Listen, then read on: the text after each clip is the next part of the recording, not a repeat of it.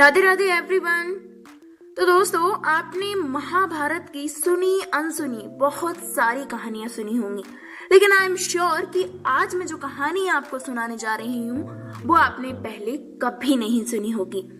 तो हाँ दोस्तों, आज की जो वीडियो है बहुत ही इंटरेस्टिंग होने वाली है, स्टोरी भी बहुत ही मजेदार होने वाली है। वीडियो को पूरा वॉच कीजिएगा और अभी से लाइक कर दीजिए क्योंकि वीडियो बहुत इंटरेस्टिंग होने वाली है आगे, एंड चैनल को सब्सक्राइब कर दीजिए क्योंकि अब महाभारत की ऐसी अनसुनी कहानियां हम आपको इस चैनल पर लाते रहते हैं। तो दोस्तों, आप सबको पता होगा, इवन कुछ लोगों को नहीं भी पता होगा कि महाभारत का युद्ध हुआ कहाँ था।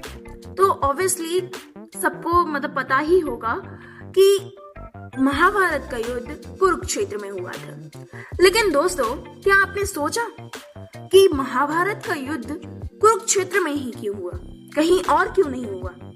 तो बस इसी राज से आज हम पर्दा उठाने वाले हैं और आज इस रहस्यमयी कथा को हम आपके लिए बताने वाले हैं। तो चलिए वीडियो को स्टार्ट करते हैं। भगवान श्री कृष्ण को डर था कि भाई भाइयों के, गुरु शिष्यों के व संबंधी कुटुंबों के इस युद्ध में एक दूसरे को मरते देखकर कहीं ये संधि ना कर बैठे। इसलिए ऐसी भूमि युद्ध के लिए चुनने का फैसला लिया उन्होंने जहां क्रोध और द्वेष के संस्कार पर्याप्त मात्रा में हो। तब श्री कृष्ण ने कई दूत अनेकों दिशाओं में भेजे और उन्हें वहां की घटनाओं का जायजा लेने को कहा। तब एक दूत ने सुनाया कि कुरुक्षेत्र में बड़े भाई ने छोटे भाई को खेत की मेड़ टूटने पर बहते हुए वर्षा के पानी को रोकने के लिए कहा। उसने साफ इनकार कर दिया। इस पर बड़ा भाई आग बबूला हो गया। उसने छोटे भाई को छुरे से खोद डाला। उसकी लाश पर पैर पकड़कर घसीटता हुआ उस मेड़ के पास ले गया और जहां से पानी निकल रहा था वहां उस लाश को पानी रोकने के लिए लगा दिया। इस कहानी को सुनकर श्री कृष्ण ने तय किया कि यही भूमि भाई भाई के युद्ध के लिए उपयुक्त है। तब श्री कृष्ण आश्वस्त हो गए और इस भूमि के संस्कार यहाँ पर भाइयों के युद्ध में एक दूसरे के प्रति प्रेम उत्पन्न नहीं होने देंगे। तो तब उन्होंने युद्ध कुरुक्षेत्र में करवाने की घोषणा की।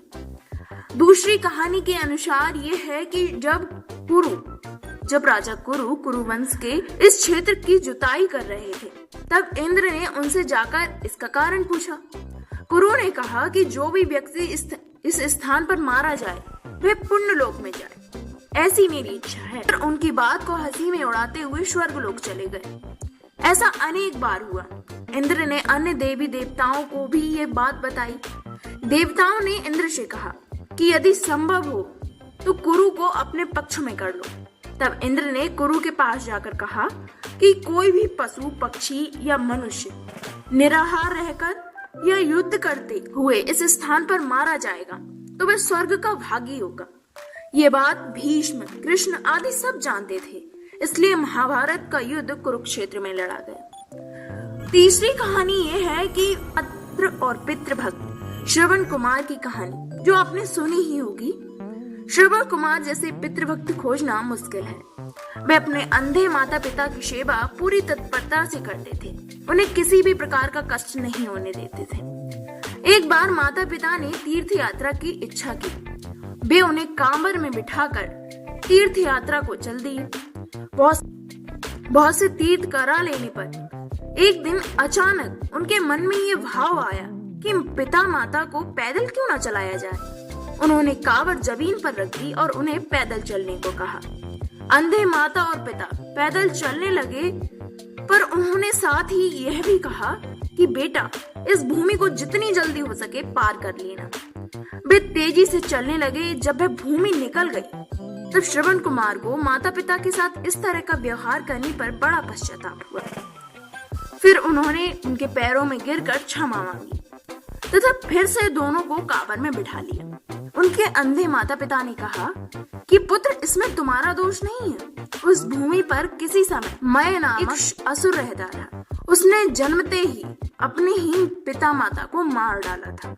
उसी के संस्कार उस भूमि में अभी तक बने हुए हैं। इसलिए उस क्षेत्र में गुजरते ही तुम्हारी बुद्धि ऐसी उपज गई।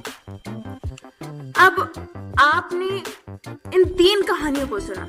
अब आप कंफ्यूज हो गए कि कुरुक्षेत्र क्या है, एक पवित्र भूमि है, ये पाप युक्त भूमि है। तो इस पूरी कहानी को हम एक समराइज करते हैं। महाभारत के वन पर्व के अनुसार कुरुक्षेत्र में आकर सभी लोग पाप मुक्त हो जाते हैं, और जो ऐसा कहता है कि मैं कुरुक्षेत्र जाऊंगा और वहीं निवास करूंगा, यहाँ तक कि यहाँ की उड़ी धूल के कण पापी को परम पद देते हैं। नारद पुराण में आया है कि ग्रहों, नक्षत्रों और तारागणों को काल गति से नीचे गिर पड़ने का भय है, किंतु वे जो कुरुक्षेत्र में मरते हैं उन्हें पृथ्वी पर जन्म नहीं लेना पड़ता, वे पुनर्जन्म नहीं लेते। और भगवत गीता के प्रथम श्लोक में भी कुरुक्षेत्र को धर्म क्षेत्र कहा गया है। तो इस कहानी का टोटल समरी यही है कि कुरुक्षेत्र एक धर्म क्षेत्र है, ना कि पाप युक्त भूमि। तो आपको वीडियो कैसी लगी हमें कमेंट में बताना, और क्या आपको पता था कि महाभारत का युद्ध कहाँ हुआ था? अगर हाँ तो कमेंट कर दीजिए, और वीडियो अच्छी लगी हो तो लाइक कर देना, अपने दोस्तों के साथ शेयर कर देना, और चैनल को सब्सक्राइब करके नोटिफिकेशन बेल को ऑन कर लीजिए, क्योंकि अब हम महाभारत की ऐसी अनसुनी कहानियों की सीरीज चला रहे हैं, जहाँ पर हम आपके लिए बहुत सारी महाभारत की ऐसी अनसुनी कहानी सुनाने जा रहे हैं जो आपने कभी नहीं सुनी होगी। तो मिलते हैं वीडियो में, तब तक के लिए बाय बाय।